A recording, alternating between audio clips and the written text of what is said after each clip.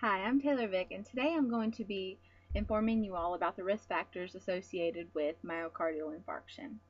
Of the many risk factors, of course, the most common ones I could think of and that a lot of people don't really know is smoking, obesity, and excessive alcohol consumption. So, when you hear the word myocardial infarction, do you really even know what that means? A lot of people don't because it is the medical term for it. The more common term for it is called heart attack. Now, everyone's heard of that, I'm sure, because it is a very common disease process and it affects most of us here in the U.S. As well as other places, but it is extremely common here in the U.S. Especially. One of the risk factors is smoking. Now, why is smoking a risk factor? Well, smoking causes atherosclerosis. And a lot of you may be thinking, I don't even know what that means. Can you explain that to me? Well, when you really think about it, we can break down the word. And athero meaning artery, and sclerosis meaning hardening.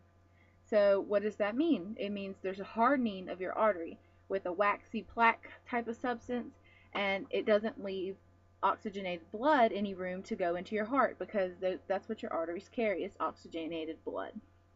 So if they can't go into your heart will begin to shut down, tissues in it will become necrotic or die, and then that leads to the heart attack, of course.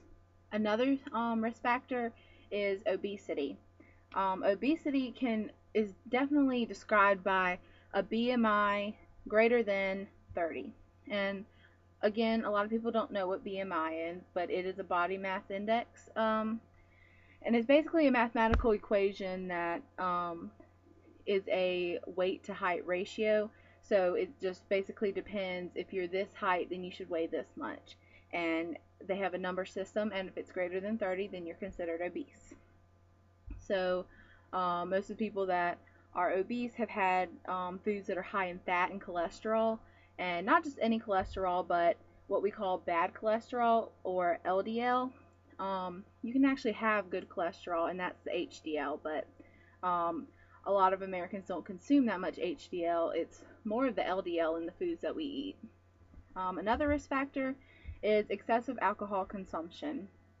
And excessive is a really borderline term because a lot of people don't know what is excessive to you rather than what's excessive to someone like me who doesn't drink. Well, for women, you should generally only have 1 drink a day, and men, 2 drinks a day. And anything over that is considered excessive. But why does alcohol lead to a heart attack? Well, it's because alcohol actually weakens your heart muscles. And if your heart can't pump, then you can't get the oxygenated blood not only in your heart, but to other areas of your body. And again, your heart muscles and chambers and everything that goes along with that will die without oxygen. So that leads to your heart attack. So like I said, my name is Taylor, and the three risk factors associated with heart attack that I can think of and that I think are most common are smoking, obesity, and excessive alcohol consumption. Thank you, and are there any questions?